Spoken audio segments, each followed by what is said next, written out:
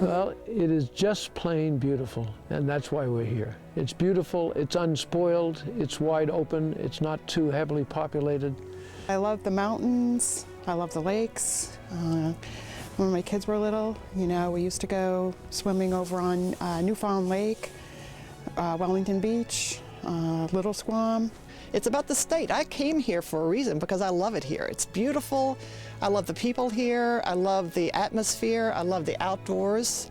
I didn't come here because I wanted to live in a city or with an industry lurking over my head. It's beautiful, and the people who pay the price in travel and roads are compensated for the view which you can see behind us.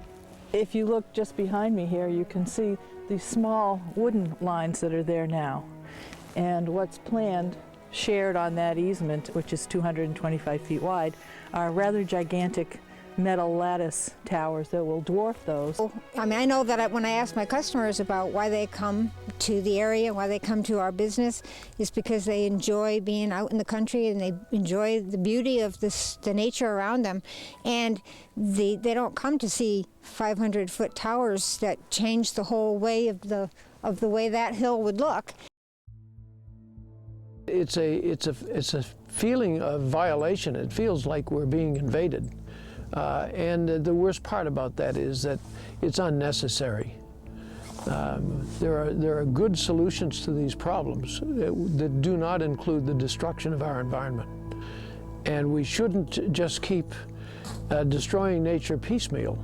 We have to keep something that is pristine and beautiful. It's actually gut-wrenching, and now that visually, you know, you get to see what's happened in Groton, Rumney, and you realize just how quickly and how fast this is happening, you feel powerless.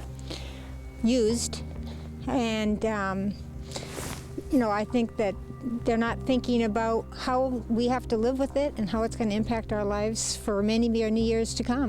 I think anybody who saw an intrusion over your own community's rights, your own personal rights, would feel like we feel.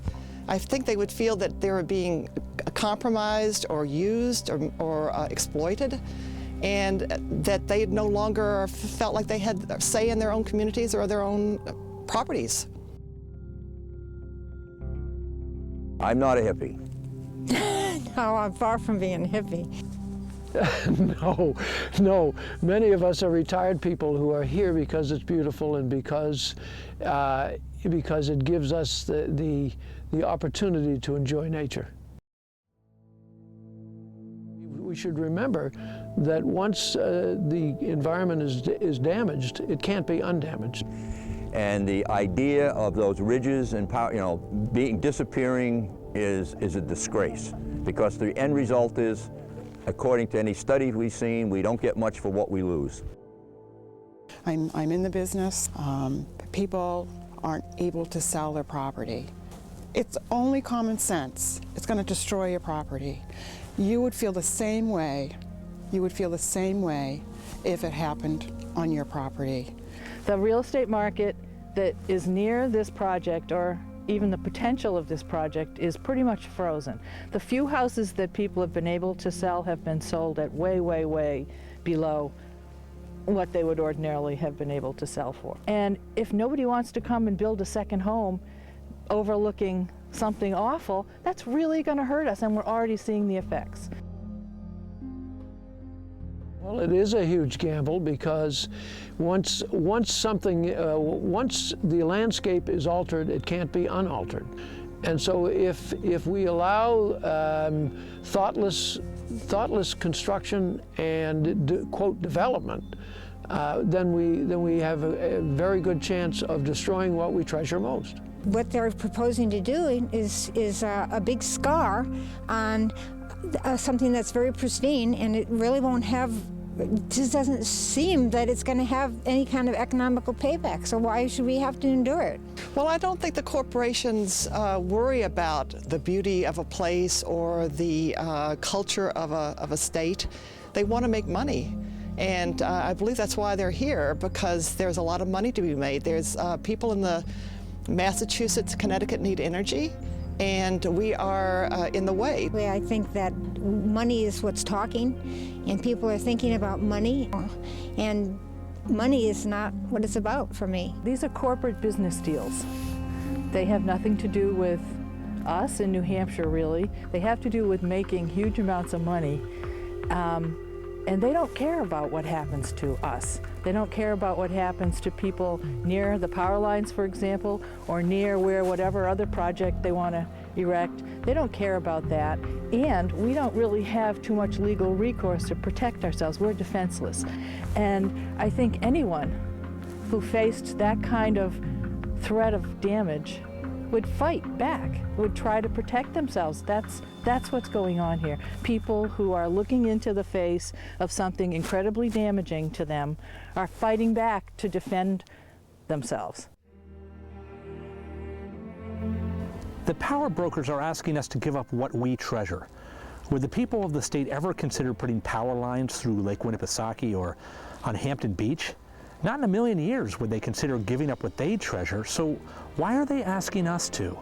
Why are you asking us to consider this? This is our playground, this is our home. So we don't want it here any more than anybody would want it in their backyard.